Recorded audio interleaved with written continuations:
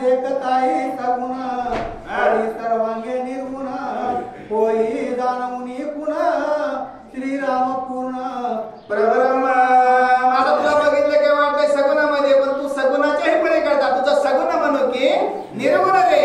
आता हा गोविंद कसा आहे, मग याच्याही पलीकडे पण कार्य बघितलं तर कसं आहे, तोच परमात्मा, तोच परब्रह्म असं कुणाला त्या सागर कुणाला रामचंद्राला पाहून बोलू लागलेले आहे. सिंधू तरला श्री रघुनाथ समुद्र सवयाला तेथ त्या दोघांची समस्त सवय वंदित ते ऐका. आता स्वतः सागर कुठे आलेला प्रभू रामचंद्रामध्ये बघा, पाण्याचं रूप कुठे झालं, मूर्तीमध्ये झालं. प्रभू राम स्वयं वदत असे, स्वतः कळल्याशिवाय, स्वतः अनुभव घेतल्याशिवाय, स्वतः आत्मसात केल्याशिवाय माता बघा प्रभू रामचंद्र पुढे आल्यानंतर काय सांगताय. लक्ष्मण सुग्रीव जामवंत विभीषण आदी वानर समस्त श्रीराम आणि सिंधूची वंदित दोघे समर्थ अतिश्रेष्ठ. आता बघा कोण आहे, लक्ष्मण आहे, सुग्रीव आहे, आता जेवढे जेवढे विभीषण आहे सगळेचे सगळे दोघे समर्थ असते. आता एकाने अंत आत्मा बघा जनार्दन स्वामींनी कसं सांगितलं, स्वतः सागराने काय सांगितलं की प्रभू रामचंद्र कर्ण पण आता दोन्हीच्या दोन्ही समान आहे. सर्वांनी काय केलेलं आहे, नमस्कार केलेला आहे. समुद्रे करुणी स्तवन सवय घालुनी लोटांगण श्रीराम वंदी सिंधू चरण ज्येष्ठ संपूर्ण तू आम्हा. आता कळलं का काहीतरी, मला पण नाही कळलं. कळलं नाही. समुद्रे करुणी स्तवन सवय घालुनी लोटांगण श्रीराम वंदी सिंधू चरण ज्येष्ठ संपूर्ण तू आम्हा. बघा आता काय सांगितलं, अगोदर कोणी कोणाची स्तुती केली म्हणजे ओळख नव्हती ना, ओळख नव्हती कोणी किंवा ज्ञान झालं नव्हतं. स्वतः प्रभू रामचंद्राला साष्टांग नमस्कार कोणी घातले, सागराने घातले. प्रभू रामचंद्राने परत काय केलेलं आहे, नमस्कार केला. दुसरा भाव आहे का, तुझा भाव आहे का, एकामध्येच आहे ना सगळं, तोच आहे आम्हाला, तूच श्रेष्ठ असं प्रभू रामचंद्र परत कोणाला सांगलेलं सागराला बोलू लागलेले आहे. ज्येष्ठ कनिष्ठपणाची कथा मागे वळतो मी येतात काही एक विनविता श्री रघुनाथा कृपावंता.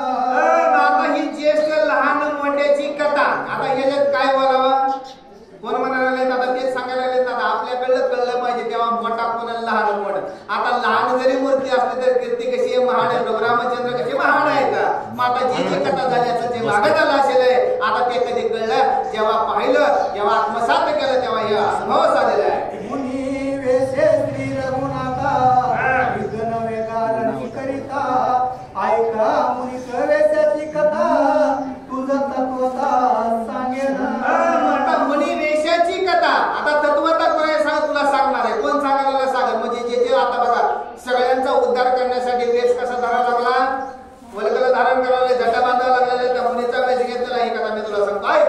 मुनी वेश पाहिजे निवडती, मुनी वेश पाहिजे शांती, मुनी वेश पाहिजे परभावी युद्ध करणारी नये कामा.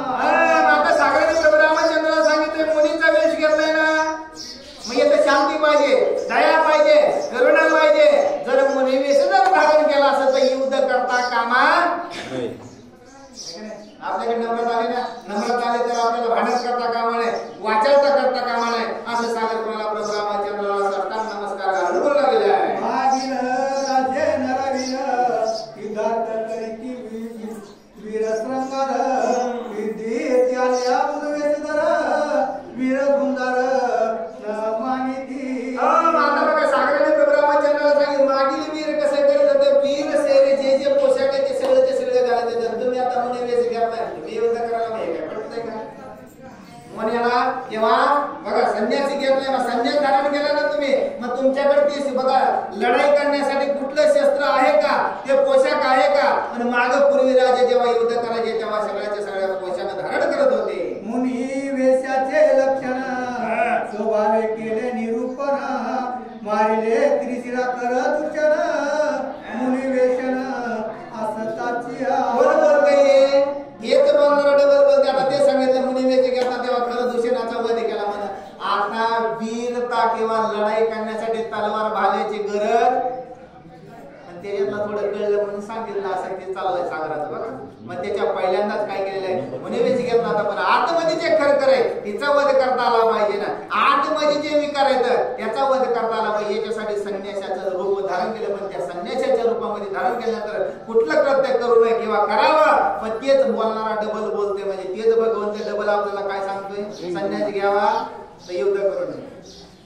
आणि ती वय झाल्यानंतर काय नाही, संन्यासा रूपात सुरुवातीला कोणाला मारलं, खरं दुसऱ्यानं त्रिशराला मारलं. खरं न बोलणारा त्रिशरा 3 विकारामध्ये अडकलेला आणि दुसऱ्यामध्ये घेतल्या. त्याचा वध पहिला प्रभू रामचंद्राने वनवासामध्ये विश्वामित्राने मागण्या केल्या, या तिघांचा नाश केलेला आहे. वाचा. संन्यासी